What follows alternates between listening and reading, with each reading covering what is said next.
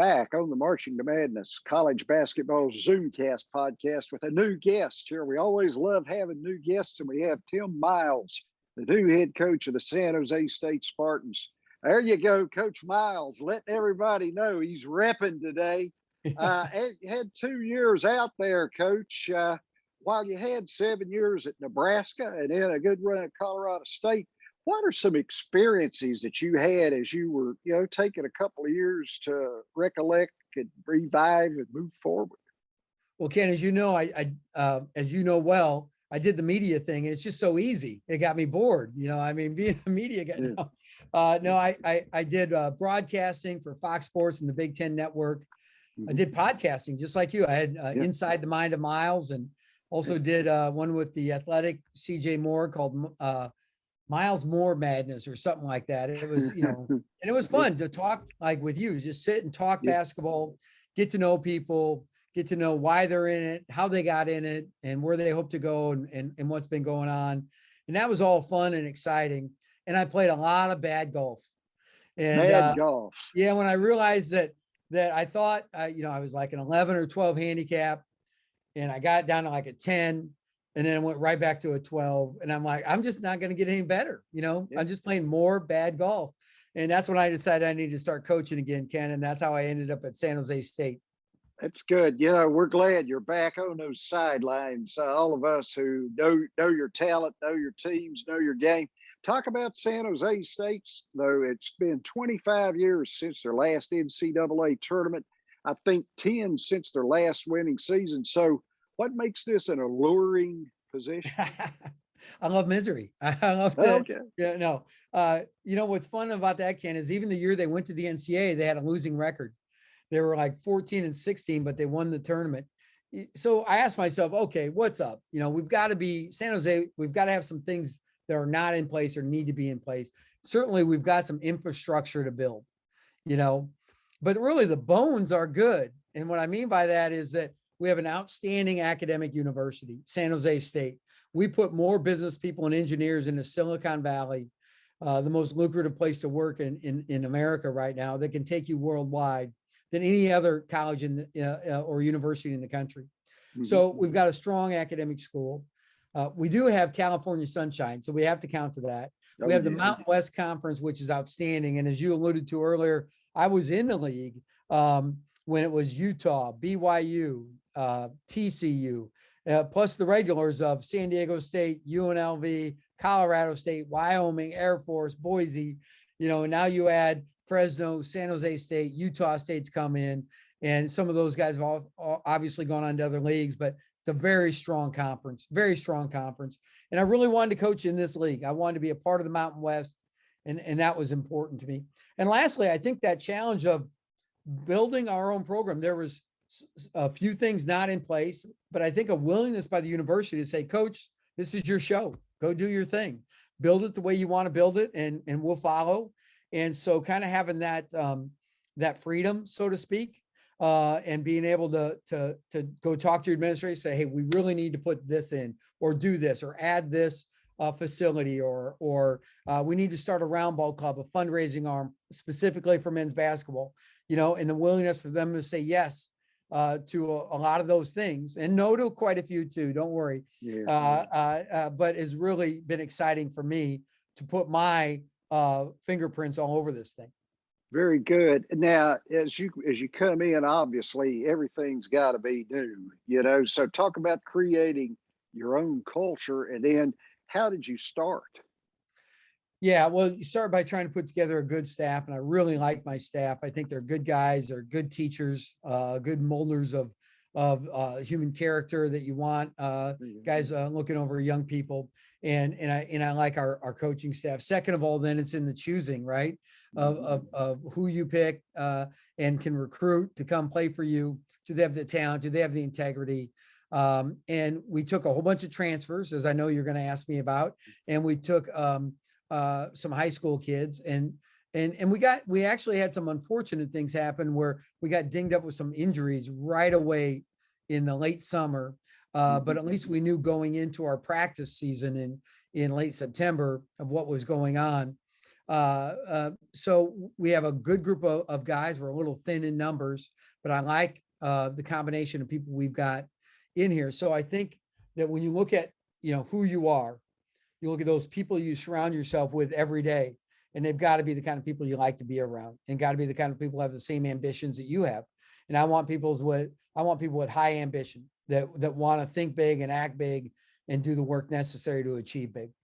Now, if you look at your roster, obviously, you got a lot of different people, a lot of moving parts coming from other places. So talk about how you created chemistry, from like the beginning.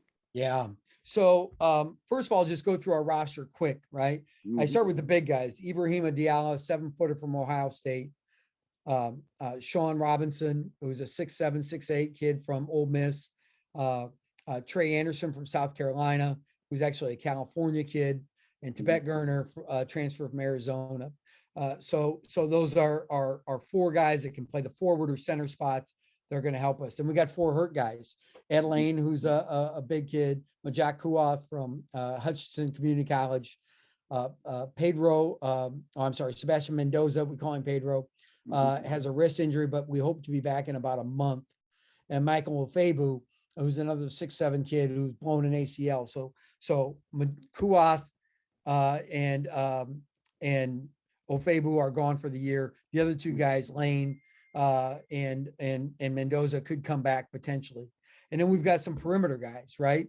When you look at Josh Ogaro, transfer from Oklahoma, you look at Alvaro Cardenas, Myron Amy Jr. Those are our guys that we like, that we brought in. And then some of their returners. Omari Moore is a guy that is a very good player. Trey Smith is a very good player, and Caleb Simmons is a very good shooter. And when you look at our guys that we've got in, I don't think I'm forgetting anybody. I'm just going through my mental Rolodex here. But as I looked at this, we've got a good group. So how do you put that all together? One, you got to spend time together. We just spend a lot of time together. And I think that's really important. We just had the guys hand out candy for Halloween, because in Willow Glen, the neighborhood I'm in San Jose, you'll see 1,000 people in a night, and it's all families. It might be 2 trick-or-treaters, but there's still 3 or 4 other people. And so we had our guys dressed in their uniform top, handing out candy, just trying to get to know the community, immersing themselves in the community. But what's funny is we scheduled them 2 guys at a time, but they came 4 at a time because they wanted to come together and do things together. So that's kind of the guys we have. They really like being around each other. Some of that we just got lucky, as we recruited. And some of that is just we've spent some time together getting to know each other and found out we have qualities about each other that we can build on and work from a position of strength that way. You mentioned Trey Smith and Omari Moore. They're back. I was just curious about their expectations and how they fit what you're trying to do. Well, they do. They're very heady players. They know how to play. They have high BBIQ, basketball IQ, and I think that's really important. That both those guys, Omari Moore, can play the point. Trey, we call him Twin because we have 2 Treys, twin Treys. So Trey Smith will play the guard or some point too, and he really picks up on things quick. Omari Moore, we've already had 5 NBA scouts in scouting him in practices. Yeah, which is really impressive. He's got tremendous length. In fact, he's the leading perimeter player in the Mountain West in steals and blocks. He's the leading returner. He's going to have a chance to be an all-conference player this year. And then one guy we haven't talked about that we're trying to get reinstated by the NCAA is Richard Washington, who averaged about 17 points a game last year, maybe 18 points a game, who is an all-conference honorable mention player, who is a walking bucket from Newport News, Virginia. And he's a guy that was out at Wake Forest and for a time, and then ended up out here. And he's a young guy. If we can get eligible, if the NCAA will grant us that, now we're a different team too, because we have another perimeter scorer with some of that size we talked about, and then a high quality point guard and a smart, heady point guard. Put another guy on the perimeter, and now I think we could do some things. But at this point, we're probably a perimeter guy short. Yeah, I was going to ask you. You mentioned Sebastian Mendoza. Now he's working through an injury. He's a physical player. Talk about how he would fit the Mountain West. It looks like it's going to work for you if you can get him healthy. Yeah, if we get him healthy. So he popped the ligament right coming off his thumb, you know what I mean? On his right hand. So, that makes it a 6-week type of deal, 2-month type of deal. So hopefully in December we'll get him back. He's got the cast off and he's doing rehab and healing. He's probably a week away from being able to dribble a basketball. So not necessarily ready to get it cracked against a ball screen or anything like that yet. But I like his physicality. I like his athleticism. I like his competitiveness. And he can go get you a bucket too. So between, all of those guys being out, we need some of them back in. But Sebastian is one of those guys who's definitely a Mountain West caliber player in my book. Ibrahim Diallo, Trey Anderson, and Josh Ogaro, you mentioned those. Now, Josh was actually a top 150 prospect out of high school and went to Oklahoma. Those are some of your incoming transfers. How do these guys start to fill the bill, and how do they start to kind of create their journey at San Jose State? Yeah, well, I what was interesting is because I had been out for 2 years and I came out of my natural region, which was the Midwest or the New West. Out of Colorado they call that the New West, and in the Midwest is where I was, Nebraska and the Dakotas and Minnesota. And so to come way out west, I needed help. And that's where some different, contacts throughout the business, just over time. I remember Chuck Martin, who was an assistant at Indiana when I was at Nebraska. He's out with Frank Martin at South Carolina. He calls me and says, Timmy, I got a kid for you. And if it wasn't for his, him looking out for me, we don't get this kid, and he's really a kid that's going to start for us. So, and then plus the guys I hired, David Miller, Benjamin Johnson, and Damani Hendricks are all guys from the Pacific Northwest, the West, and of course, California, 2 guys from California. So we needed intel, and we were able to bring these guys up to speed. Josh Ogaro actually went to high school in Southern California. And so Tibet Gerner went to high school at Orange Lutheran in LA. So these are, kids that had based themselves out of California. And, if you look at, some people have said, why would you take San Jose State, quite frankly? And I'm excited about San Jose State. And I look at what Steve Fisher did down at San Diego State. When Fish took San Diego State, and Brian Dutcher was his lead assistant years and years ago after he left Michigan, San Diego State wasn't much to, wasn't a winning program in any way. 4-26, I think. He started out 0-14 his first year in the league. Yeah. Steve did. And so, he built that thing, and they built a new facility, and they did all the right things. You can capture the attention of Northern California's people. Great basketball area, especially when you look at Sacramento Kings and the Golden State Warriors are just up the road too. When you can capture the attention of the basketball fans. It's got Northern California's got great basketball fans, but we just haven't won. We haven't set the tone ourselves. And when you can win and get the attention of people, everything else follows: the enthusiasm, the energy, the money, right? Then you talk about facilities. Then you talk about the upgrades in your facility. But you've got to come in and build it right. And like I say, we've got good bones in this place. We've got an outstanding school, got a great fertile recruiting ground, a strong league. And so now we just need to put the things in place to get us going. Sean Robinson's another kid you mentioned that comes out of the SEC here at Ole Miss. Talk a little bit about what you're looking at for out of him now this year. I could play him at about 3 different positions. The kid's got uber athleticism, really knows how to play, but hasn't really got on the floor at all for Ole Miss. Is behind legitimate high major guys, pros. And so now he comes to the mid-major level, and this is his opportunity to break out. So one, it's building up that belief in himself, really. A lot of times when Ken, what you get with a Division I transfer is they come to you a little bit, a little bit hurt, a little bit broken, a little bit unsure. And not everybody, but some do. And you've got to be able to build that up, and you've got to be able to ride with them through some difficult times. But you've also, you got to know when to put your arm around them, give them a big hug. Sometimes they still need kind of a little nudge or that old kick in the butt that we talk about, like, no, get going. No, you're going to work harder, and we're going to do it right. And we're going to stay with it, because when you're not getting an opportunity, it's just easier to quit. It's easier to whatever it is, you're in a practice and things aren't going your way and you get dinged up. Oh, I got to sit out. It's just easier to shut down when your opportunities aren't there. And I'm just not going to let guys do that. Not going to let them do that. We're going to stay on them, stay with them. And we're going to figure out how to gain that confidence little by little to take it to the top. And I think, if Sean can get to that point, he's going to be in great shape. Yeah, I also wanted to mention Niko Medved at Colorado State and Craig Smith now at Utah. They're both people that have been on here multiple times, by the way. They're your two of your former assistants. Talk about their careers and just your take on the jobs they've done. Yeah, one, I will tell you, just think of that staff at Colorado State. It was me, Craig Smith, who's now the head coach at Utah, who was the Mountain West Coach of the Year last year at Utah State, or 2 years ago at Utah State. Niko Medved, who's the head coach at Colorado State now, who was the Mountain West Coach of the Year last year.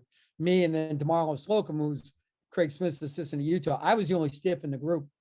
These guys are good.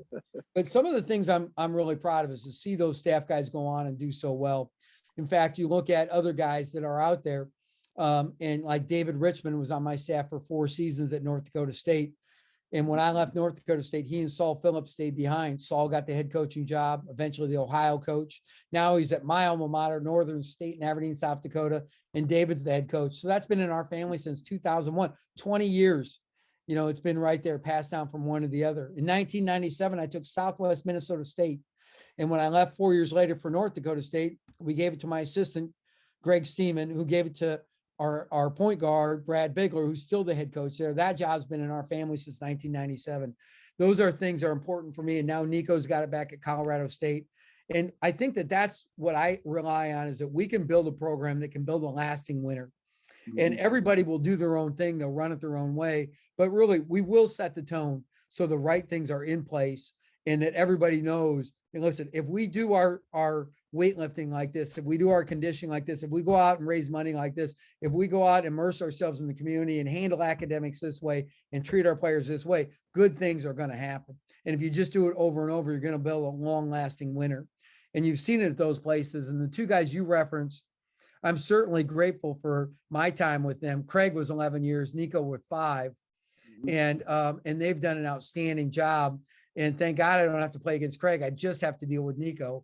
So only one, you know what I mean? But those are guys that I love watching their careers flourish, and all of those coaches that I just alluded to. And plus there's several guys that I've got that are Division II head coaches and small college head coaches that were managers and other assistant coaches. And it's fun to watch their success and stuff like that. So been a lot of fun. And, when you're a head coach, this is my 25th season, it takes a lot of really good assistants to keep me in the business this long. Very good. Yeah. And Niko, he is going to have a really solid team. I think they're the Mountain West favorite preseason. Yeah, they are. Is that right? Yep. Yeah. Yep. Them and San Diego State, it kind of goes back and forth, and Nevada's very good too. And so is Boise. And so when you look at those guys, Niko has done a phenomenal job in a short amount of time. And I'm so happy for him. When he left Colorado State, ended up at the head coach at Furman eventually, and then Drake, and he's done a great job at all of those places. And Niko can really coach and he can really recruit. And I found in life, those 2 things kind of go hand in hand together. Yeah. Last thing, Coach, I was just curious, since you're a first-time guest, if you just kind of outline people who have been key to you getting to the point you've been in as a D1 head coach. Yeah, it's fascinating because when somebody asked me who my mentor was a long time ago, and I was an NEI assistant coach, and I worked under Bob Olson at Northern State. And when Bob retired, I was the head coach of Southwest State, and he said, "What do you think about coming back?" And my wife and I both graduated from Northern, but we knew that we probably aspired to going more, and we thought Northern probably expects the guy to stay around for a while, and they hired Don Meyer, who was outstanding, of course, a Nashville Tennessean. And Don did a great job. And then Paul Sather took over for him.